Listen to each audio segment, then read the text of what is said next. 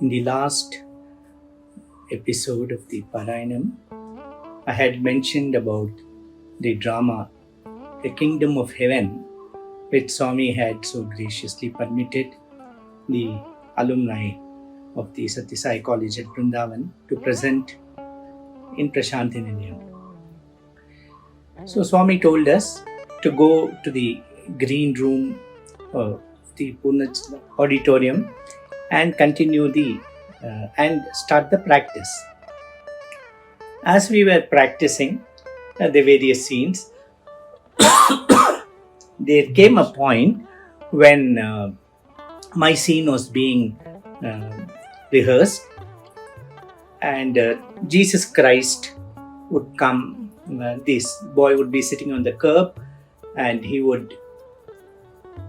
Jesus Christ would be coming along the road. This boy would go and ask him, and Jesus Christ, after asking him whether he had the faith that he could cure him, would just rub the eyes of this small child, and he would get back his eyesight. When this was being practiced, Swami entered the room through a side entrance, and he remarked, "Sai Baba came and you got back your eyesight." And it was a light-hearted comment, we thought, and so everyone smiled, and the drama continued. The next day also, we went there for practice.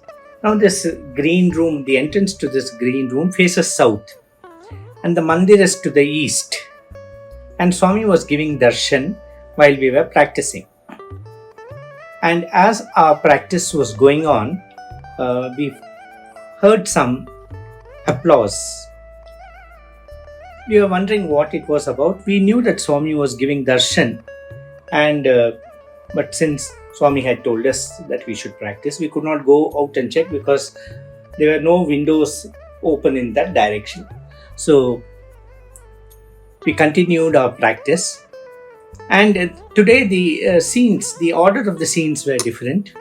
As we are practicing again, just like the previous day, when my turn came and Jesus Christ rubbed my eyes and I got back my eyesight, Swami entered. And again Swami made the same remark, "Sai Baba came and you got back your eyesight." Now, this was the second time Swami was saying this. It was a little intriguing for me why Swami was mentioning this. And after my practice of my scene was over, I went and sat at Swami's feet, and Swami asked me, some time back, while you were practicing, there was applause, there was some claps. Did you hear? Yes, Swami, we did hear. Do you know for what it was? He asked. I said, no, Swami, we did not come out because Swami had instructed us to practice inside. So we were there inside. Even though we were curious, we did not come out. Then Swami said, in the darshan line, there was an 18-year-old girl who had been born blind. And I gave her eyesight. Just like Jesus Christ gives you eyesight, I gave her eyesight, Swami said. And that is why they all clapped. And then he looked at me very intently and said, I will give you also. Now, this surprised me. After all, it was a drama. And why was Swami repeating the same thing? This was the third mention. So, the drama, of course, I need not mention, was a terrific success.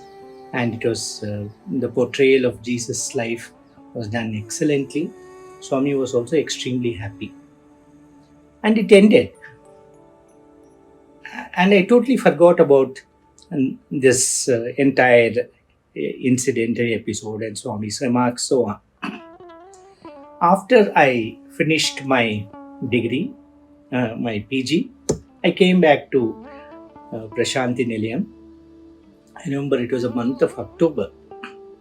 And I was very excited because I thought the college, the academic session begins in June, and I was convinced that I would not be taken as a lecturer in between. If I had that honor and the privilege, it would be till June. There would be no admission of any new lecturers. So I came back to my room, switched on the fan, and just relaxed. And the next morning, when I went for darshan, Swami came straight to me and said, "What have you done?" I said, "Swami, I have just written my MSc chemistry exams." Swami said, "Call me inside the interview room," and he said, "I will give you a letter. Take it to the principal and warden in Vrindavan and join the college there. You can start taking classes from tomorrow." So I joined Vrindavan College as a lecturer. I did mention to Swami, my results are not yet out, because the exams had just got over the previous day. One very interesting thing about the PG center where I studied was the theory exams would get over first, and then the examiners who came for the practical exam would correct the papers very often. In fact, I remember one of the professors who came from Osmania University summoned me and questioned me about something I had written in the answer. So you could not just write anything. You had to be very careful, because the examiner would get to ask you for an explanation about what you have written. And so the results were actually out, although I didn't know. And Swami said, no, your results are out and you have passed with distinction. Of course, because I joined the Vrindavan College immediately, I wrote a letter to Professor Kameshwar Rao, who was very kind to send my marks card by post. So I joined Vrindavan. Now, after working in Vrindavan for a year, almost a year, one day, as I was coming out of the class, it suddenly struck me that my knowledge was not sufficient. I would have to pick up more of chemistry knowledge before I could speak with authority in the class. These were my musings as I was nearing the hostel. And as I came to the what we have as the bridge now, connecting the ashram and the campus, suddenly someone came running and said, "Swami has come out for darshan." So we rushed, and as we went into Vrindavan, Swami straight away walked up to me and said, "Ravi, would you like to do PhD?" There was absolutely no introduction. He straight away asked me this question. I was so thrilled, because these were my innermost thoughts. I had not even discussed it with anyone. I said, "Swami, whatever you tell me to do, I will do." Swami said, "Yeah, I know that you would answer like this. I have already spoken to the Vice Chancellor about your PhD seat. Go and talk to him. He is near the other side of Trai." And of course, I went to Professor Gokak and introduced myself. And he said, "Yes, Swami has mentioned to me that you should be taken for PhD." And so I joined as a research. In those days, they used to call us as research assistant. It was after the research, all the various regulations were framed, that we became research scholars. Swami also asked me to continue taking classes there. So he said it was very important that teaching feeds research and research feeds teaching. So he said, "You continue taking class and take care of the students." Swami was very particular of this particular aspect, that we should take care of the students. So as I was doing my research, I got the wonderful opportunity of doing research in organic chemistry, and Professor N.R. Krishna Swami was a giant in the field, and who had been the student of Professor T.R. Seshadri, who was a fellow of the Royal Society. So as I was working in the lab, the research work continued, and a few years later, one day, it was in the afternoon, and the lunch gong had sounded, and all were leaving for lunch, for the lunch break. And as all were leaving for the lunch break, one of the students was there. He asked me, "Sir, are you coming for lunch?" I said, "No, I'm doing this. I'm preparing this reagent for thin layer chromatography. I would like to complete this and finish this test and then come, you go ahead." And so I was mixing concentrated sulfuric acid and acetic anhydride. And as I was mixing these two, it suddenly developed a lot of heat and exploded into my eye. And by this time, the student had already left. He must have gone some about 30 meters from where we were. And the concentrated sulfuric acid went into my eyes, and I screamed. I said, "Sai Ram," I said. And the panic in my voice was very clear. And this boy who heard this came running back and said, "What happened? What happened?" And I told him that concentrated sulfuric acid had fallen in my concentrated sulfuric acid and acetic anhydride had fallen into my eye. And so I asked him to take me to the nearest tap. He took me to the nearest tap, but there was no water in the tap. We were stunned because it was only later we realized that the library building, which was adjacent to the chemistry lab, was to be inaugurated. And so plumbing works were going on, and the plumber had turned off the water supply and gone for lunch. So there was no water in that line or the next line, and sulfuric acid was there within my eye, and I was carrying it. And finally we found one tap which was in a different line, which had a little bit of water, and as we washed, the heat became even more, because we are taught as undergraduate students that you should never add water to sulfuric acid. You must always take a large amount of water, and then to that you must add sulfuric acid in drops. You should not add little bit of water, because it produces so much of heat. And then we rushed to the nearest general hospital. In those days, general hospital, we had to go up the hill and then come down. And there was no entrance in the front like we have now. And this boy had to lead me, because I could not see anything. Everything was dark around me, and so the boy held me by hand and took me there. And as we went there, the sister who was there asked, what happened? And then this boy said he had an accident, and therefore we have come here. She said, no, to take him to Bangalore.